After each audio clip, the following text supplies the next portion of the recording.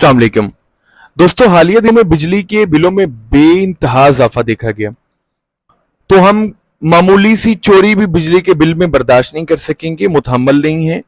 तो मैं इस वीडियो के तवज्जुह से आप तमाम दोस्तों को गाइड करना चाहूंगा कि किस तरह आपने बिजली के बिल को समझना है और देखना है कि आया कि आपके साथ कोई प्रैंक तो नहीं हो रहा।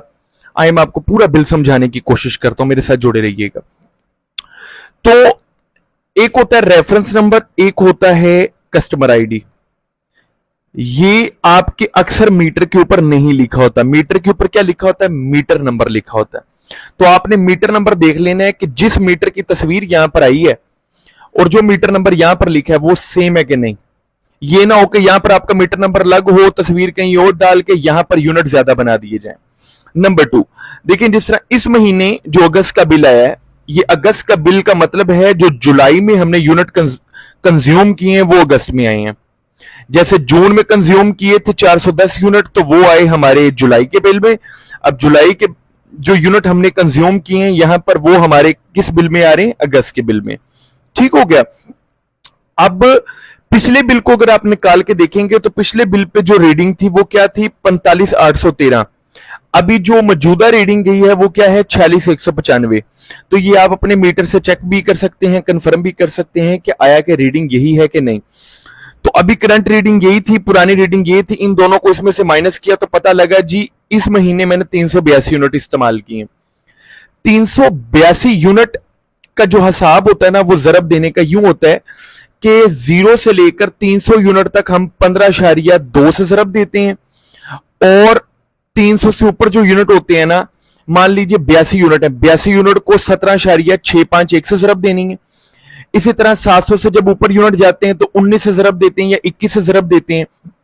तो पॉइंट ये क्लियर हुआ कि जितने जितने आपकी यूनिट कंजप्शन बढ़ती जाएगी उतने उतने यहां पर टैरिफ्स बढ़ते जाएंगे यूनिट्स के। और जब आप एक महीने का बिल जमा नहीं करवाते तो आप अक्सर देखते हैं तो अगले महीने ज्यादा बिल आता है। रीजन यही होती है कि मान लीजिए कि मैं इस महीने 382 यूनिट का बिल जमा नहीं करवाता, अगले महीने भी मेरे कोई 382 या 400 यूनिट आ जाते हैं, तो ये क्रॉस कर जाएगा 700 को। अब 300 से लेकर जो 700 यूनिट तक मुझे खर्चा पड़ेगा वो 15 के लिहाज से नहीं 17 के लिहाज से पड़ेगा। नंबर 2, जो 700 से ऊपर पड़ेगा वो भी मुझे 21 के लिहाज से खर्चा पड़ेगा। तो अगले महीने मेरा जो बिल होगा वो बढ़ जाएगा। तो मुनासिब अमल यही होता है कि हम बिजली के बिलों को साथ साथ जमा करवा दें। ठीक हो गया। अब यहां पर एक तो हमें जीओपी प्राइस क्लियर हो गई। जीओपी प्राइस के अंदर एक चीज मैं आपको कंफर्म करना चाहूंगा कि हर बिल के अंदर दो चीजें होती हैं। एक होती है इलेक्ट्रिसिटी कॉस्ट, कि कितनी बिजली और कितनी इलेक्ट्रिसिटी हमने इस्तेमाल की, और उसके ऊपर लेस को चार्जेस। नंबर 2, एक होती है गवर्नमेंट कॉस्ट। गवर्नमेंट कॉस्ट वो होती है जो हुकूमत हमारे ऊपर खर्चा डालती है, यानी वो हमने इलेक्ट्रिसिटी कंज्यूम नहीं की, वो टैक्सेस की मद में हमें देनी पड़ती है।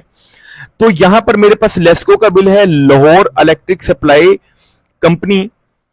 आईएसको का बिल अलग तरह से है, यानी इस्लामाबाद का। फिर इसी तरह के इलेक्ट्रिक के बिल अलग तरह से होंगे। मैं आपको सिंपल ये कुछ चीजें समझाना चाह रहा हूं। अब यहां पर एक तो आपने अपनी मीटर आईडी चेक कर ली बिल के ज्यादा होने से बचने के लिए। नंबर 2, आपने देख लेना है कि यहां पर मल्टीप्लीकेशंस ठीक है कि नहीं। अक्सर मल्टीप्लीकेशंस भी खराब होती हैं। सबसे जो ज्यादा मसला बना पड़ा है ना वो फ्यूल प्राइस एडजस्टमेंट का बना पड़ा है, जिसको हम एफपीए कहते हैं।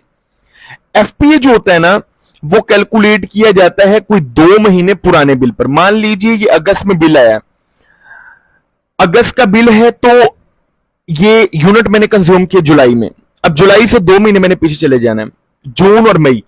तो मई के अंदर जाके जो फ्यूल खरीदा था ना हुकूमत ने, जो फ्यूल हुकूमत ने मई में खरीदा था और मई में कंजप्शन हुई, वो मुझे फ्यूल की प्राइस पड़ रही है जुलाई के अंदर। यानी बाकी सारे जो टैक्सेस होते हैं बाकी सारे साथ साथ पड़ते हैं, जो फ्यूल प्राइस एडजस्टमेंट का टैक्स है वो 2 महीने बाद बढ़ता है। अब 2 महीने मान लीजिए पहले मई में मैंने 419 यूनिट कंज्यूम किए, और यहां पर मई के लिहाज से मैंने अगर एफपीए निकालना है तो किस रेट पर निकालूंगा? 7.9 से। पहले ये कोई 4.3 होता था, उससे पहले कोई 1.9 होता था। अब ये चूंकि बढ़ गया और आइंदा इंशाल्लाह तो नहीं कहना चाहिए, लेकिन सब कुछ अल्लाह के फजलो करम से ही होता है। ये अगली मरतबा मेरा ख्याल 14 रुपए के लिहाज से या 19 रुपए के लिहाज से फ्यूल प्राइस एडजस्टमेंट पड़नी है। अभी 7.9 पड़ी हमें मई में। अब जरा चेक कीजिएगा, 7.9040 को मैंने जरब दी, मई में मैंने कितने यूनिट कंज्यूम किए? 419। तो 419 यूनिट कंज्यूम किए तो मेरा क्या आया फ्यूल प्राइस एडजस्टमेंट? 3311। ये देखें 3311। उसके ऊपर फ्यूल प्राइस एडजस्टमेंट के ऊपर इलेक्ट्रिसिटी ड्यूटी होती है, यानी फ्यूल प्राइस एडजस्टमेंट अलग से, उसके ऊपर जो टैक्स हुकूमत ने लेना है 49 रुपए वो अलग से, और फिर जनरल सेल्स टैक्स भी हुकूमत ले लेती है 571। ये गालबन 17% होता है। तो देखते हैं ये जो जनरल सेल्स टैक्स है ये कितने फीसद के लिहाज से निकला हमारा। जरा मैं 17 दूंगा, डिवाइडेड बाय 100 करूंगा। ठीक है, ये कोई 17% नहीं है। ये जो जीएसटी है ये हमें कम पड़ा है, ये गालबन 563। Right right right right.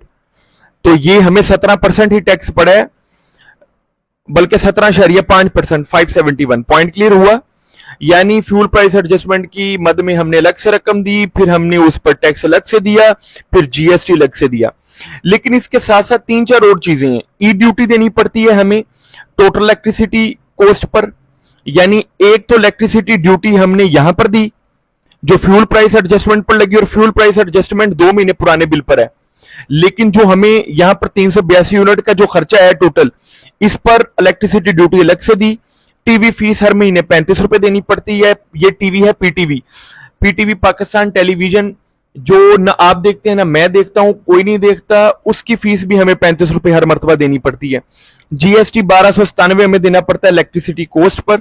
यह भी कोई 17% होता है हर बंदे का अपने यूनिट्स के लिहाज से। मान लीजिए मेरी इलेक्ट्रिसिटी कोस्ट 6026 आई है, तो उस पर यह 17.5 1297 लग गया। फिर इसी तरह सर चार्जेस होते हैं, ये सर चार्जेस ये भी टैक्सेस की मद में देने पड़ेंगे, यानी इतने सारे हमें टैक्स यहां पर देने पड़ेंगे। फिर फ्यूल प्राइस एडजस्टमेंट की मद में अलग से देना पड़ गया, इलेक्ट्रिसिटी कोस्ट अलग से दी। तो electricity cost fuel price adjustment को मिलाया तो मेरा टोटल ये बना। उसके अलावा मैंने टैक्सेस मिलाया तो मेरा टोटल ये बन गया। इन दोनों को मिलाया तो जी मेरा टोटल बिल, करंट बिल ये बन गया 12,893।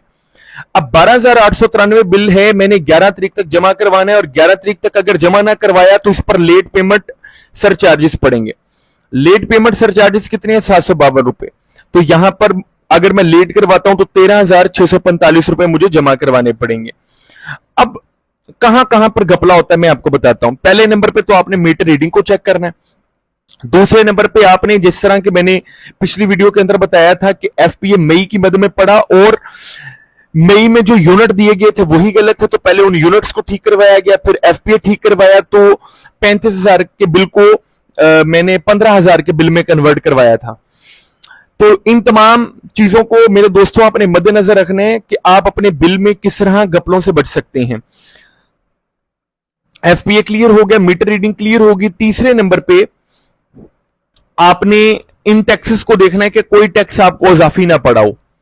ओके, ये सारी चीजें इंशाल्लाह अगर आप मद्देनजर रखेंगे, हर मर्तबा अपने बिल को जरा गौर से देखेंगे, तो गालिब इम्कान है कि कभी कोई आपके साथ प्रैंक नहीं होगा। होता ये है कि कोई 70% बंदे अगर बिजली इस्तेमाल करके पेमेंट देते हैं ना टोटल, तो 30% बंदे बिजली चोरी करते हैं, और जो चोरी करने वाले हैं ना वो बिजली भी इनसे ज्यादा इस्तेमाल करते हैं। यानी 70% जो बिजली इस्तेमाल करते हैं वो एक तरफ, और जो 30% बिजली इस्तेमाल करते हैं वो एक तरफ। इतनी बड़ी मकदार में जब बिजली चोरी होती है तो वो हरजाने जो वापडा और लेस को पूरे करते हैं वो कहां से पूरे करते हैं? हमसे पूरे करते हैं। हमने कोशिश करनी है कि अगर कोई बिजली चोरी करते हुए पकड़ा जाए उसको आप एक्सीएन के नंबर पर, एसडीओ के नंबर पर या दिए गए नंबरों पर कॉल करके पकड़वाएं, ताकि अगर आपके मोहल्ले में कुंडे शुंडे डाल के बैठा हुआ है, एटलीस्ट जो चोरी का खर्चा है वो हमारे ऊपर ना पड़े। ठीक हो गया जी। एंड पर मैं आपको बताना चाहूंगा कि आपके बार कोड से आप बड़ी चीजें स्कैन करके अपने बिल्स को निकाल सकते हैं। अगर आप बिल की डबल कॉपी निकालना चाहते हैं तो लेस्को की वेबसाइट से डुअल बिल निकाल सकते हैं। इसके अलावा आपकी सब डिवीजन और डिवीजन यहां पर लिखी होती है। यही चंद चीजें हैं समझने वाली। आप सबका बहुत शुक्रिया। Thank you so much. Allah Hafiz.